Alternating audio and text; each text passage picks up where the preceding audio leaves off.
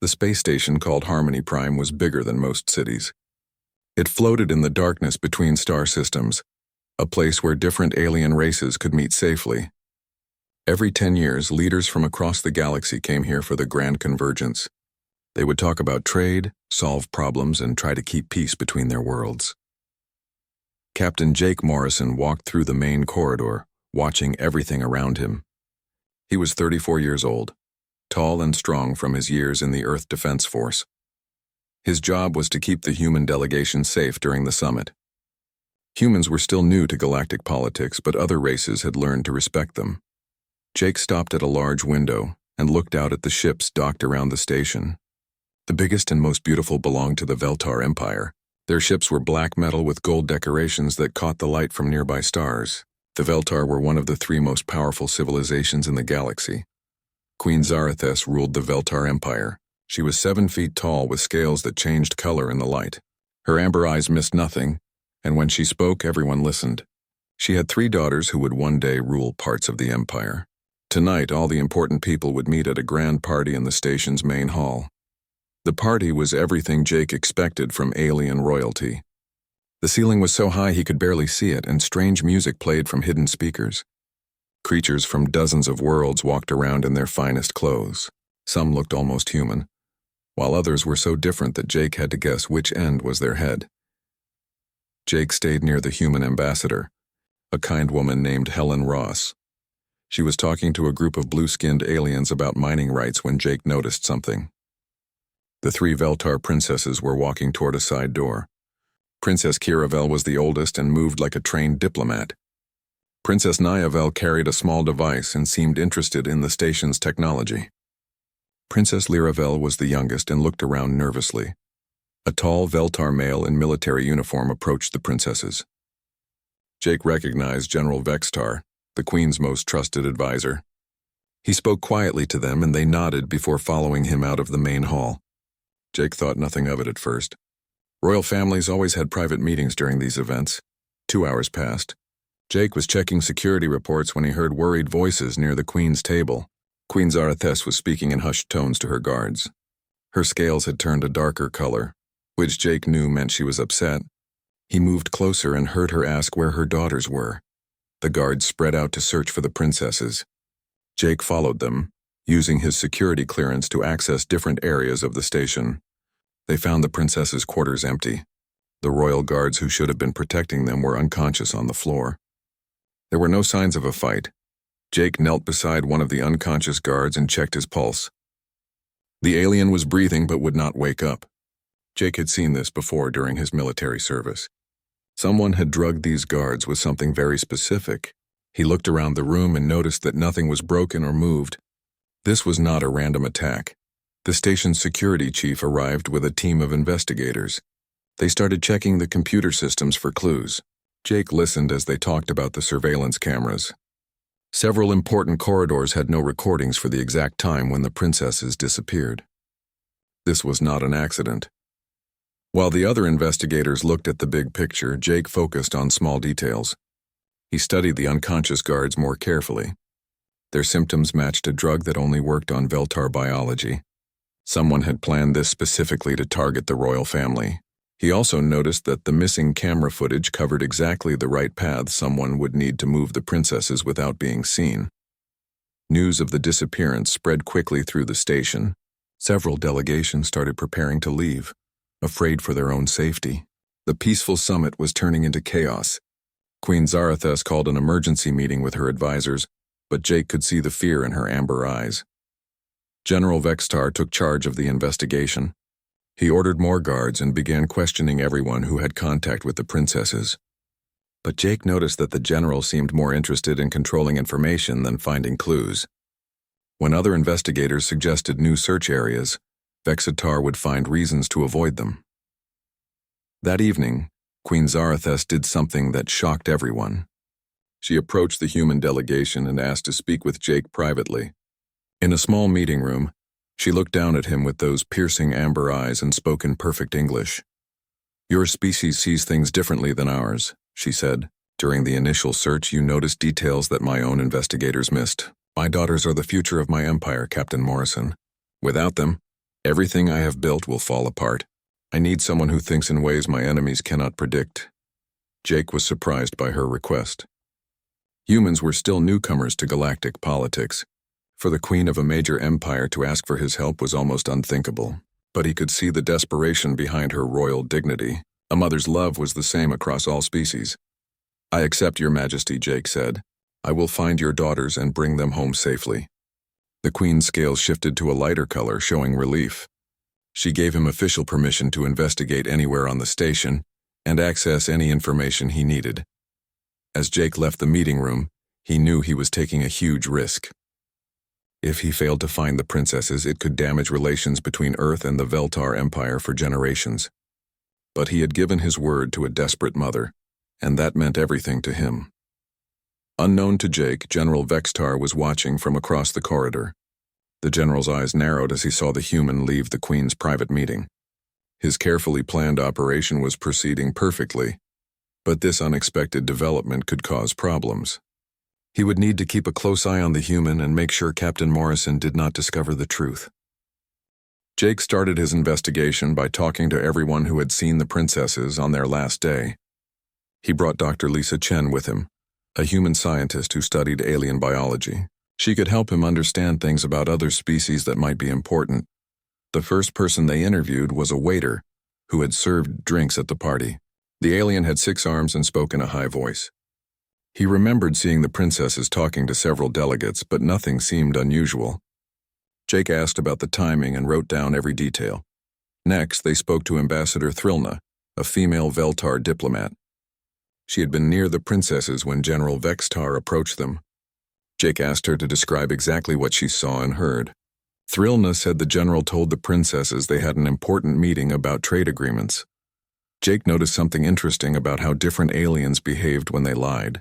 Humans looked away or fidgeted, but other species had their own tells. Some changed color, others released different smells, and a few made tiny electrical fields that his equipment could detect.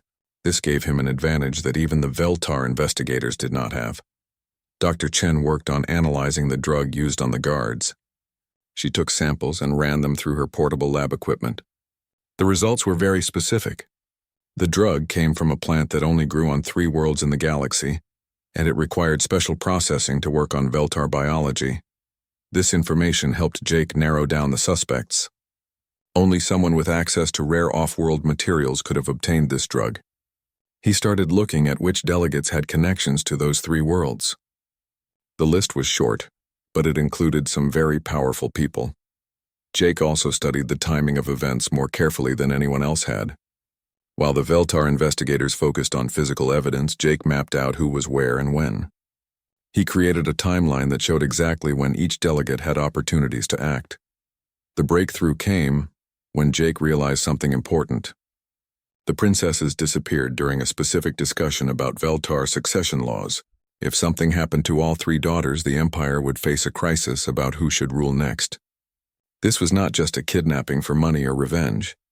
Jake shared his findings with Queen Zarathes in another private meeting. He explained that someone with detailed knowledge of royal security had planned this operation. The precision required meant it was definitely an inside job, but he was careful not to accuse anyone directly yet. The Queen listened carefully and asked good questions. She understood the implications immediately. If someone in her inner circle was responsible, it meant the conspiracy went very deep. She authorized Jake to investigate her own advisors and staff, something that would have been unthinkable before her daughters disappeared. Meanwhile, General Vextar was working to undermine Jake's investigation. He told other court members that human methods were primitive and unreliable. He suggested that the Queen was making a mistake by trusting an outsider during such a crisis. Several advisors began to agree with him. Jake continued his work despite the growing opposition. He interviewed more staff members and studied security recordings from before the summit began. He found evidence that someone had been planning this operation for weeks. Small changes to guard schedules, subtle modifications to surveillance systems, and careful placement of loyal personnel. Dr. Chen made another important discovery. She found traces of the drug in air filters near the princess's quarters. This meant the kidnapper had tested their dosage ahead of time to make sure it would work. Only someone with regular access to that area could have done this without being noticed. As Jake got closer to the truth, he started to feel like someone was watching him. He noticed the same aliens in different areas where he was working. When he changed his routines, they seemed to change theirs too. His military training told him he was being followed. The feeling proved correct when Jake was attacked in a maintenance section of the station. 3 aliens wearing masks jumped him while he was checking environmental systems.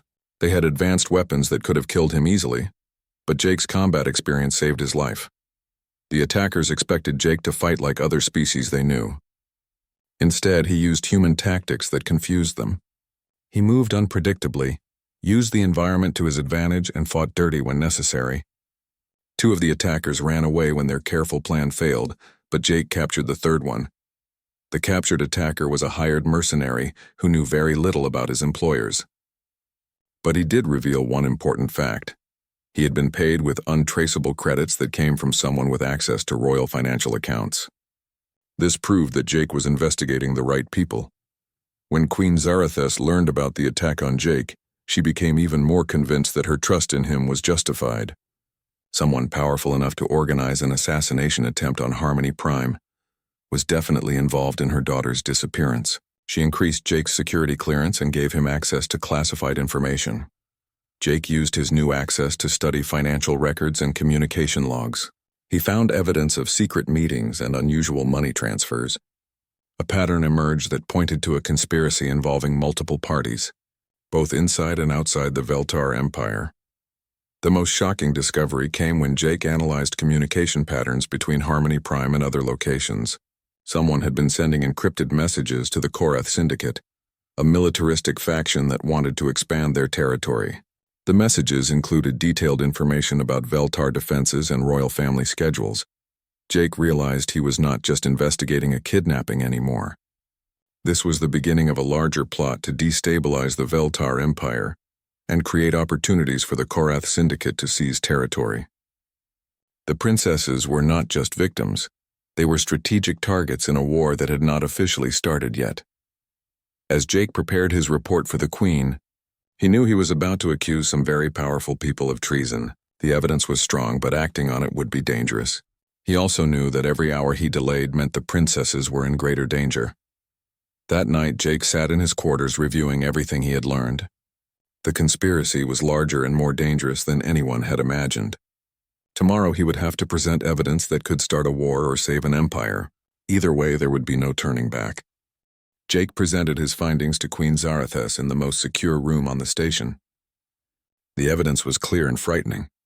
The kidnapping was part of a larger conspiracy involving the Korath Syndicate and someone very close to the royal family. The Queen's scales turned dark as she realized the scope of the betrayal.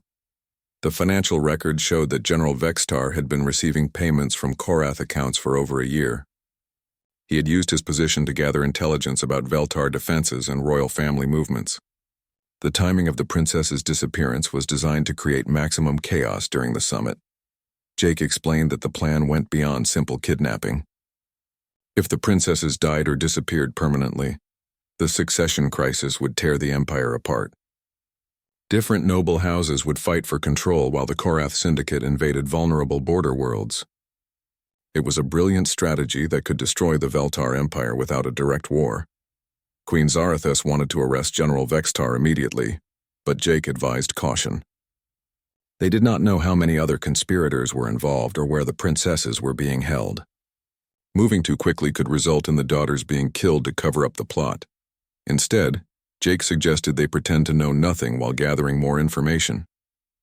The Queen would act normally while Jake worked to locate the princesses. They would only move against Vextar when they knew it was safe for the royal daughters. Unfortunately, General Vextar had been watching Jake's investigation carefully. He realized the human was getting too close to the truth and decided to take action. During the next Royal Council meeting, he stood up and made a shocking accusation against Jake. "The human is working for Earth's intelligence services," Vextar declared. "He claims to be helping us, but he is actually gathering information about our defenses and spreading false evidence to create confusion. His real mission is to weaken the Veltar Empire so humans can take our place in galactic politics." The accusation was brilliant because it contained just enough truth to seem believable. Humans were ambitious newcomers who had risen quickly in galactic society. Some Veltar nobles had always been suspicious of human motives. Vextar's reputation as a loyal general made his words carry great weight. Other council members began to question Jake's involvement. They pointed out that the princesses had disappeared only after the queen started trusting human advice. Perhaps the kidnapping was a human operation designed to create chaos and make Earth look like heroes when they solved the crisis. Queen Zarathes found herself in an impossible position. She knew Jake was telling the truth about Vextar, but she could not prove it without revealing evidence that might endanger her daughters. The pressure from her advisors was overwhelming, and some threatened to withdraw their support if she continued to trust the human. Faced with a potential rebellion in her own court, the queen made a painful decision. She announced that Jake's investigation was officially suspended and that Veltar security forces would handle the search for the princesses. Jake was ordered to return to the human delegation and stay away from royal business. Jake understood the queen's position, but he could not abandon the mission. His military oath had taught him that some duties were more important than orders. Protecting innocent people was one of those duties, even if it meant acting against official policy. That night, Jake met secretly with Dr. Lisa Chen and Ambassador Thrilna. He explained the situation and asked for their help. Chen agreed immediately, knowing that human scientific methods might be crucial to finding the princesses. Thrilna was more hesitant but eventually decided that loyalty to the royal family was more important than following corrupt orders. Working as a team, they continued the investigation in secret. Thrilna provided access to Veltar records while Chen analyzed evidence with her portable equipment. Jake coordinated their efforts and used his military experience to plan their next moves. Their breakthrough came when Chen detected unusual energy signatures in the station's power grid. Someone was drawing extra electricity in an area that should have been empty. Jake realized this could be where the kidnappers were keeping the princesses before moving them to a permanent location. Jake infiltrated the restricted area using maintenance tunnels and discovered a hidden room filled with sophisticated equipment. The room was empty, but he found evidence that 3 people had been held there recently. DNA analysis confirmed that the prisoners had been the royal daughters. More importantly, Jake found communication equipment that had been used to coordinate with ships outside the station. The transmission log showed regular contact with a location in the asteroid field of fallen stars, a lawless region known for pirates and smugglers. Jake also discovered something that made his blood run cold. The equipment included medical scanners specifically designed to study Veltar brain activity. The kidnappers were not just holding the princesses for political reasons. They were conducting experiments on them, particularly on Princess Lyravel, who had natural psychic abilities. The pieces of the puzzle began to fit together in a terrifying way. The Korath Syndicate was not just planning to conquer Veltar territory through political chaos. They were trying to develop psychic weapons using the youngest princess as a test subject. Such weapons could control the minds of enemy soldiers and make the Korath unstoppable in galactic warfare. Jake transmitted his findings to Queen Zarathes using an encrypted channel that Thrilna had provided. The message included the location where the princesses were being held and evidence of Vexitar's betrayal. He also warned about the psychic weapon research and urged immediate action. But General Vextar was monitoring royal communications. He intercepted Jake's message and realized his conspiracy was about to be exposed. Moving quickly, he sent his own forces to the asteroid location with orders to eliminate the princesses and destroy all evidence. Jake received word of Vextar's movement from Chen, who had been monitoring military communications. He realized the princesses were in immediate danger, and that waiting for official rescue was no longer an option. Someone had to reach them first, even if it meant going alone against overwhelming odds. Loading his equipment into a small civilian ship, Jake prepared for what might be a suicide mission. He knew he was probably flying into a trap, but he also knew that Queen Zarathes was counting on him. More importantly, 3 innocent young women needed someone to stand between them and people who saw them only as weapons or obstacles.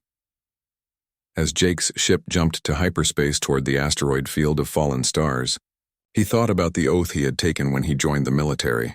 He had sworn to protect those who could not protect themselves regardless of their species or the political consequences. Today he would prove that some promises were worth any sacrifice. The asteroid field of fallen stars was a dangerous place where broken rocks floated in the darkness between worlds. Pirates and smugglers used the field to hide from authorities, and many ships had been lost trying to navigate the shifting debris. Jake's small civilian vessel moved carefully through the maze of asteroids, following the energy signature he had traced from Harmony Prime. He found the hidden facility built inside a large asteroid that had been hollowed out years ago. The base was bigger than he expected, with docking bays for several ships and enough space for a significant operation. Jake could see Korath military vessels stationed around the facility, confirming his worst fears about who was behind the conspiracy. Jake used his military stealth training to infiltrate the base through a maintenance airlock. The corridors inside were dimly lit and filled with the sound of machinery. He moved carefully, avoiding security cameras and guard patrols while searching for where the princesses might be held. The facility was laid out like a research station rather than a prison. Jake found laboratories filled with strange equipment and computers displaying data about Veltar brain patterns. The Korath scientists were definitely studying psychic abilities, just as he had feared. The implications were terrifying. Jake finally located the princesses in a heavily secured section of the base. They were being held in individual cells with energy barriers instead of normal doors. Princess Kiravel looked tired but alert. Princess Nyavel was studying the technology keeping them prisoner, and Princess Liravel seemed weak from whatever experiments had been performed on her. When Jake appeared outside their cells, the princesses were shocked to see a human in such a dangerous place. Kiravel spoke first, asking how he had found them and whether their mother knew they were alive. Jake quickly explained that he was there to rescue them, but they would need to work together to escape. Before Jake could free the princesses, alarms began blaring throughout the facility. General Vextar's forces had arrived earlier than expected, and they were eliminating everyone who could expose the conspiracy. Jake heard weapons fire in the corridors as Korath soldiers fought desperately against the general's troops. Jake realized that both groups wanted the princesses dead for different reasons. The Korath needed to hide their illegal experiments, while Vextar needed to prevent his treachery from being discovered. The royal daughters were safer in their cells than anywhere else in the facility, but that would not last long. Using his combat engineering skills, Jake managed to disable the energy barriers holding the princesses. He armed himself with weapons taken from fallen guards and prepared to defend the area around their cells. It was not an ideal defensive position, but it was the best he could do with limited resources. The princesses surprised Jake by offering to help with the defense. Nyavel understood the facility's technology and could manipulate security systems to slow down attackers. Kiravel had received military training and knew how to use Veltar weapons. Even Liravel, despite her weakened condition, could sense approaching enemies with her psychic abilities. When the first attack came, Jake used human guerrilla tactics that confused the enemy soldiers. Instead of fighting in the open like most species did, he used ambush techniques and hit-and-run strikes. The narrow corridors of the facility worked to his advantage, allowing him to control how many enemies could attack at once. The battle was fierce, but brief. Jake's unconventional methods and the princess's help allowed them to defeat the first wave of attackers. However, more soldiers were coming, and their ammunition was running low. They needed a way to escape the facility before being overwhelmed. Meanwhile, on Harmony Prime, Queen Zarathis faced the most difficult decision of her reign. Jake's message had provided clear evidence of General Vextar's betrayal, but acting on it would mean admitting she had been wrong to suspend the humans' investigation. Her court was watching every move, ready to challenge her authority. The Queen chose to trust her maternal instincts over political pressure. She secretly contacted Commander Alex Rivera, Jake's former military colleague who had arrived with Earth reinforcements. She requested immediate assistance in rescuing her daughters, offering to pay any price for their safe return. Commander Rivera understood the situation immediately. He had served with Jake for years and knew the captain would never abandon innocent people, regardless of the political consequences. Rivera assembled a mixed force of human and loyal Veltar soldiers for a rescue mission to the asteroid field. Back at the hidden facility, Jake received an encrypted message from Rivera announcing the rescue force's approach. But they were still hours away, and Jake's defensive position was becoming untenable. General Vextar had arrived personally with his elite guards to finish the job. Vextar's voice echoed through the facility's communication system as he demanded that Jake surrender the princesses. He claimed that executing them was necessary to prevent a civil war in the Veltar Empire. He even offered to let Jake live if he stepped aside and allowed the general to complete his mission. Jake's response was simple and direct. He told Vextar that he had sworn an oath to protect innocent people, and that oath did not have exceptions for political convenience. He would stand between the general and the princesses for as long as he drew breath, regardless of the odds against him. The final assault began with overwhelming force.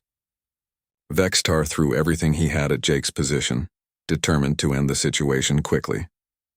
But Jake had spent years studying alien military tactics, and he knew how to use their own methods against them. When General Vextar finally came to finish the job personally, he found Jake waiting for him. The human captain stood alone in the corridor, blocking the path to the princesses. Behind him, the royal daughters watched as their protector prepared to face impossible odds, rather than abandon his duty. The confrontation between Jake and Vextar became more than just a fight between two soldiers.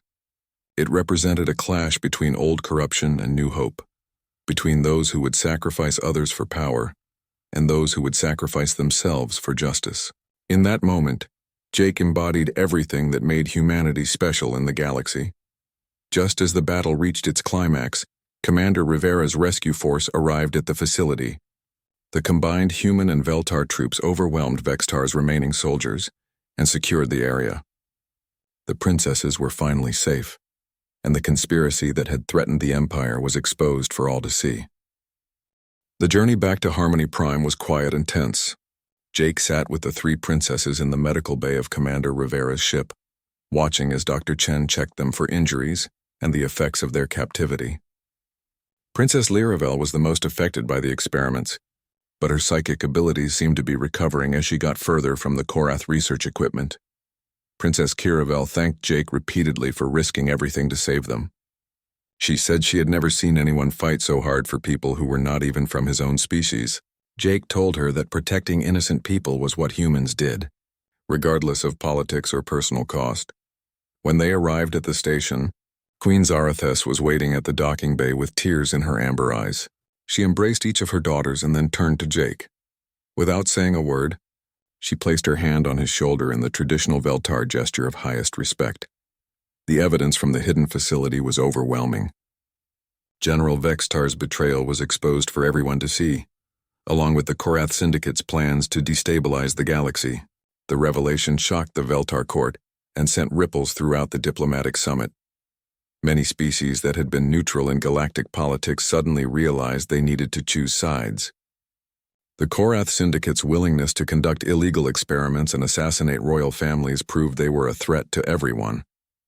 Several smaller civilizations asked to join a new alliance against Korath aggression. Queen Zarathes called for a full investigation into the conspiracy. The search revealed that Vextar had been recruiting conspirators throughout the Empire for over 2 years. Dozens of officials were arrested and the Veltar military was purged of disloyal officers. The Queen also made an unprecedented announcement. She formally appointed Jake as her personal security advisor and special liaison to the human government.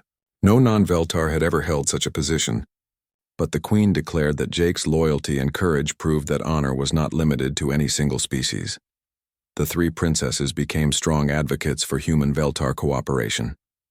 Princess Kiravel proposed joint military training exercises that would combine human tactical innovation with Veltar strategic doctrine. Princess Nyavel suggested technology-sharing programs that could benefit both civilizations. Princess Liravel offered to help humans understand psychic phenomena, sharing knowledge that could protect against future Korath weapons. Her willingness to work with the species that had saved her life impressed many who had doubted human intentions. The Korath Syndicate responded to the exposure of their conspiracy by issuing threats against anyone who opposed them.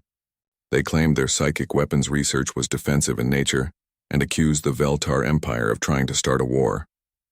Few species believed these claims after seeing the evidence from the hidden facility.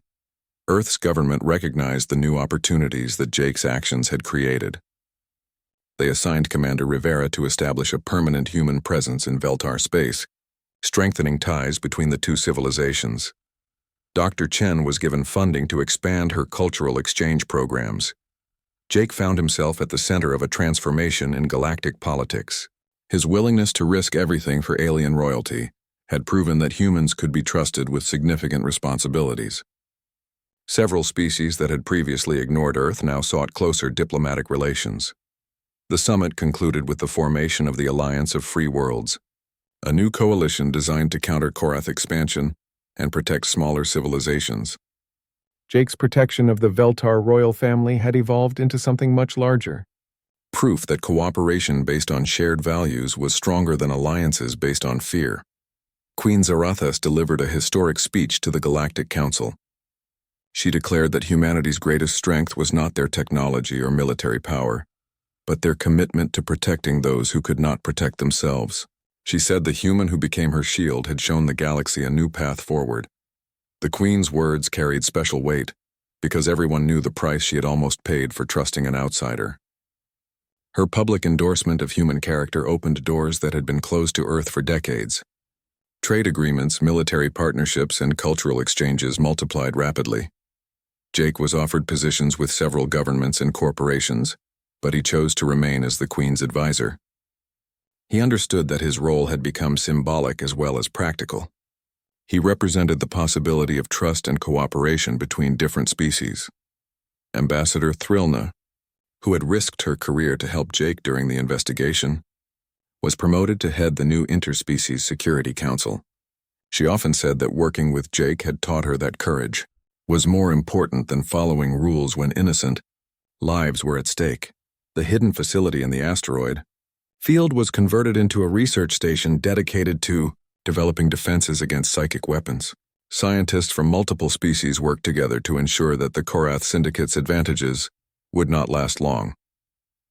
Jake began training mixed species security forces, teaching human tactical doctrine while learning from alien perspectives.